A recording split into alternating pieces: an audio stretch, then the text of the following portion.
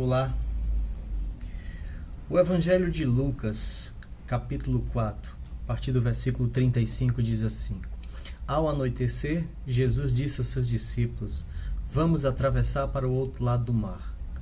Com ele a bordo, partiram e deixaram a multidão para trás. Embora outros barcos o seguissem, logo uma forte tempestade se levantou, e as ondas arrebatavam sobre o barco e começou a encher-se de água. Jesus dormia na parte de trás do barco com a cabeça numa almofada.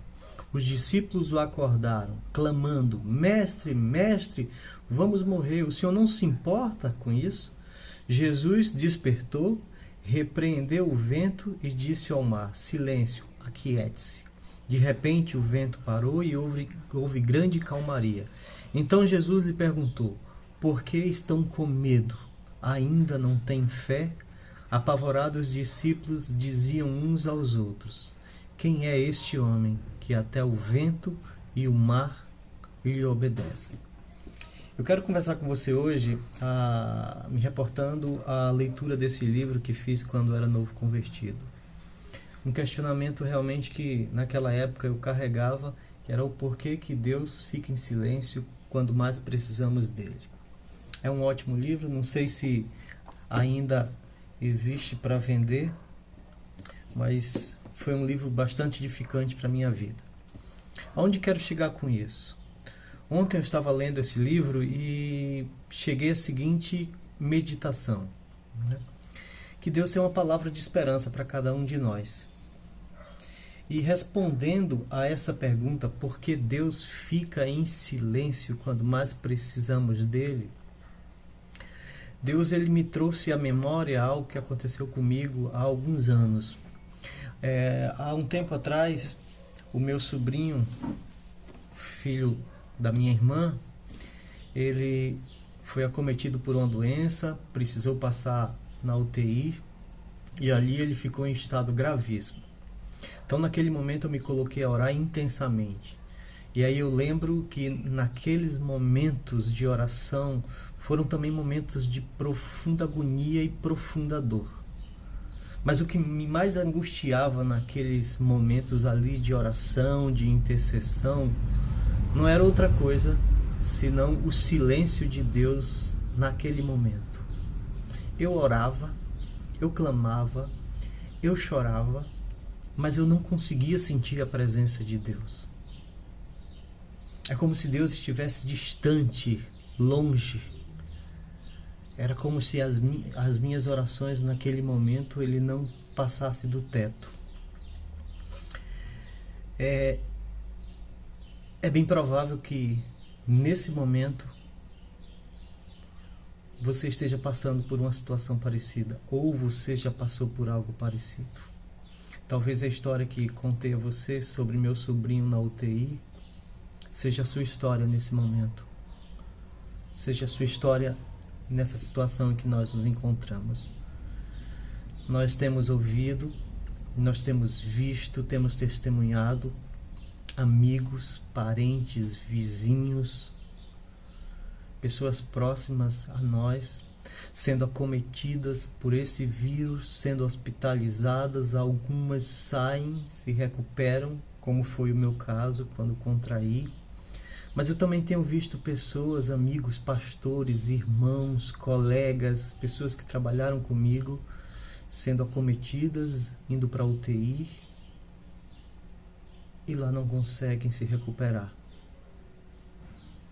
Mas eu quero trazer uma palavra de esperança para vocês, baseado na palavra de Deus, no texto que li, e em algumas outras histórias que nós podemos encontrar na Bíblia.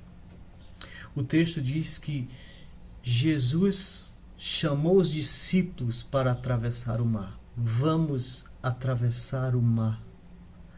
Essa situação em que nós nos encontramos é um grande mar.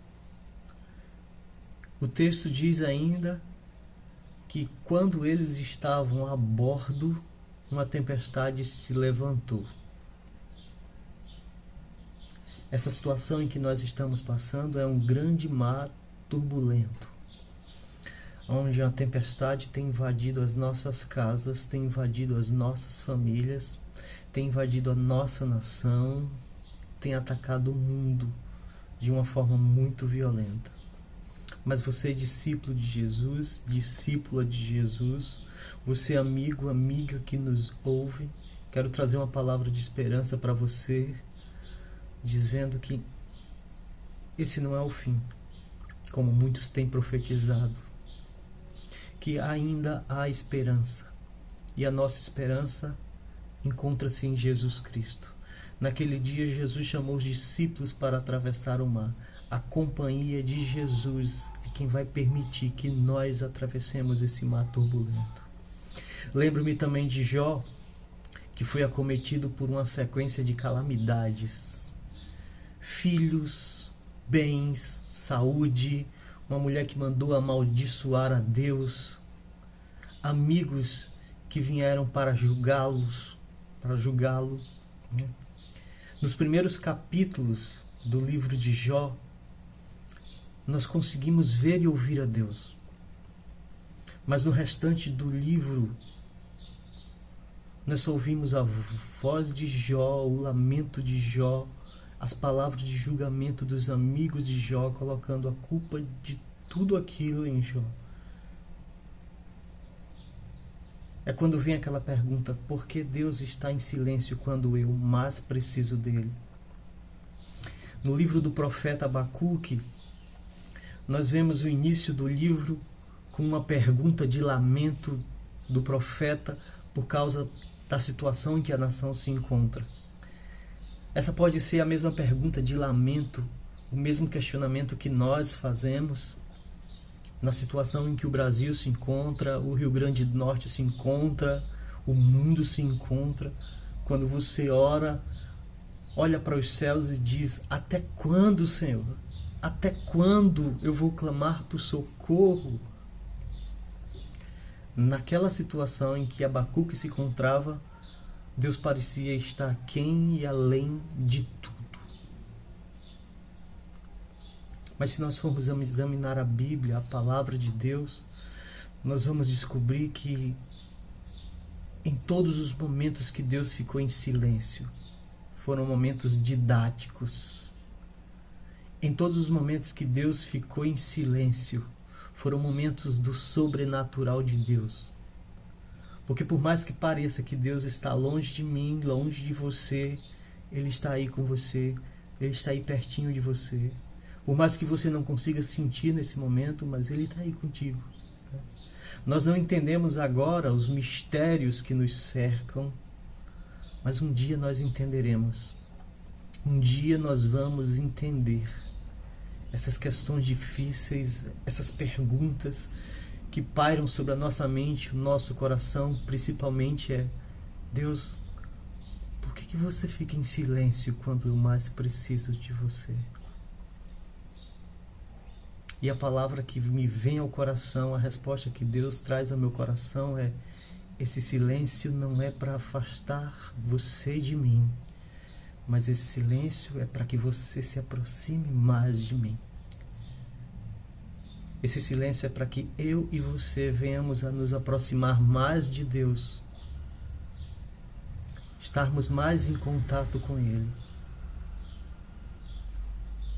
Porque quando Jesus chamou os discípulos para atravessar o mar, Ele estava com eles. Os discípulos estavam de um lado do barco, Jesus estava em outro lugar do barco, e no meio da tempestade os discípulos se aproximaram de Jesus. No final do livro de Jó, depois de todos os questionamentos, depois de todo o julgamento e as ideias dos amigos de Jó, Deus se revela a Jó. E Jó pôde declarar: Senhor, antes eu te conhecia só de ouvir falar. Hoje eu te vejo. Hoje eu sinto a tua presença. Hoje eu sei que o Senhor é real. E em relação a Abacuque começou com questionamentos procurando resposta, e Deus traz respostas. Naquela noite em que estava orando pelo meu sobrinho, que estava gravíssimo na UTI, na noite mais escura da minha alma, Deus me trouxe paz.